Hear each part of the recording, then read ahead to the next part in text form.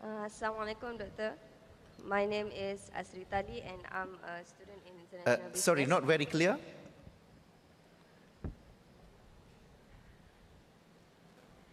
My name is Asrita Ali, and I'm a student in international business.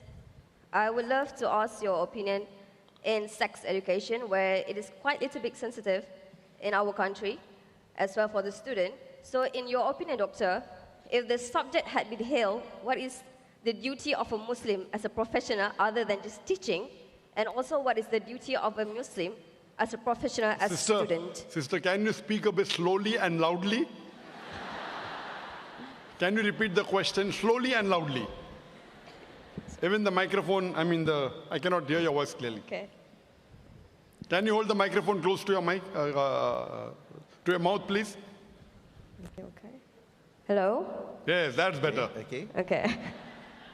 So my question is about your opinion in sex education, where it is quite sensitive in our country. So in your opinion, Doctor, if the subject had been healed, what is the duty of a Muslim as a professional other than just teaching? And also, what is the duty of a Muslim as a professional, as a student? That's my question. Thank you, Doctor.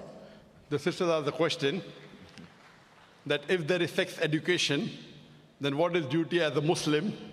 Should it be allowed? And duty as a student, that should we undergo that sex education? Sister, if the sex education you're giving is within the purview of the Quran and Sunnah, it is perfectly fine.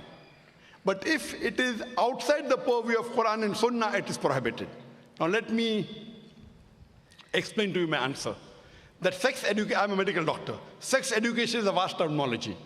While giving sex education, if you break the haya, the modesty level, and break any rule of Quran and Sunnah, it is prohibited. For example, as a medical doctor, I would say that, okay, I will tell to the gents, don't have sexual intercourse during menstruation. Sex education, no problem. But if I break the haya and try and show a model of a woman in front of a gent, it is not permitted. So as long as you do not break any ruling of the Quran and Sunnah and then impart the education, no problem. But if you break any rule of the Quran and Sunnah, it is prohibited for a teacher to teach, it is prohibited for a student to learn. Hope that answers the question. It's a generic answer. So sex education is a vast terminology. But if you're talking about sex education of the Western country, most of it is haram. I'm a medical doctor. And it doesn't benefit, it causes more loss to the student than benefit. So as long as the education doesn't break any rules of the Quran and Sunnah, it is permitted. But what we learn in the Western education of sex education, most of it against the teaching of Quran and Sunnah, the way it is taught. Hope that answers the question. Thank you.